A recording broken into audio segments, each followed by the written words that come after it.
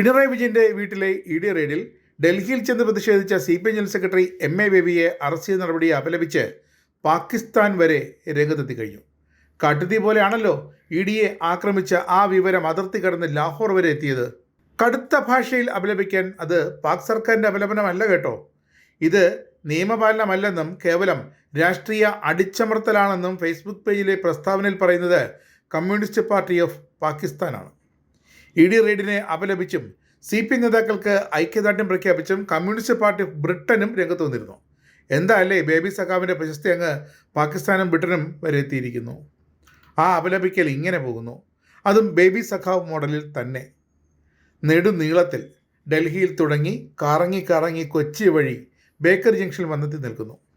CPI നേതാക്കളെ അപലപിച്ചതിനെ communist party of Pakistan ശക്തമായി അപലപിക്കുന്നു.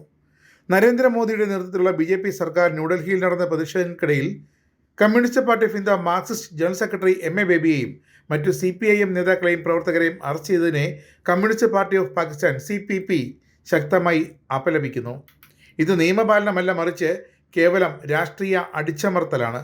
ഭാരതീയ ജനതാ പാർട്ടിയുടെ ഭരണത്തിന് കീഴിൽ പ്രതിപക്ഷ ശബ്ദങ്ങളെ ഇല്ലാതാക്കാനും ട്രേഡ് യൂണിയനുകളെ തകർക്കാനും വിദ്യാർത്ഥികളെ ലക്ഷ്യം വയ്ക്കാനും ജനദ്രോഹ നയങ്ങളെ ചെറുക്കുന്ന ആരെയും ഭയപ്പെടുത്താനും ഭരണകൂട സ്ഥാപനങ്ങളെ ആവർത്തിച്ച് ഉപയോഗിക്കുകയാണ്.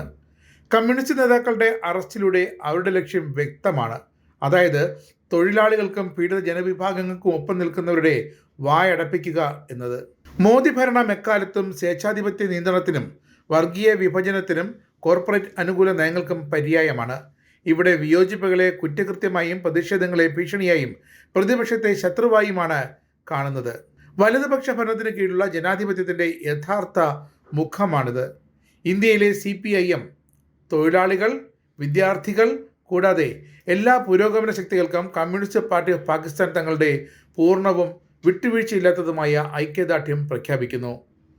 MA ബേബിയെയും തടങ്കലിലാക്കിയ മറ്റെല്ലാ നേതാക്കളെയും പ്രവർത്തകരെയും ഉടനടി നിബന്ധനകളില്ലാതെ മോചിപ്പിക്കണമെന്ന് CPP ആവശ്യപ്പെടുന്നു എന്ന് സ്വന്തം international department communist party of Pakistan. ഇനി ഇവിടുത്തെ കമ്മ്യൂണിസ്റ്റുകളുടെ ഗതികേട് നോക്കാം.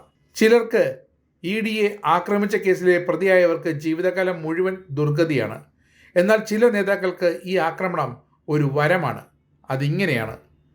തന്നെ ഇഡി ചോദ്യം ചെയ്തില്ല എന്ന് പ്രതിപക്ഷ നേതാവ് മാധ്യമങ്ങളോട് വ്യക്തമാക്കി കഴിഞ്ഞു. കേസ് മകൾ വീണ വിജയനെതിരാണ്. സമരം ചെയ്ത് വധശ്രമ കേസിൽ ജയിലിലായത് പാവങ്ങളാണ്.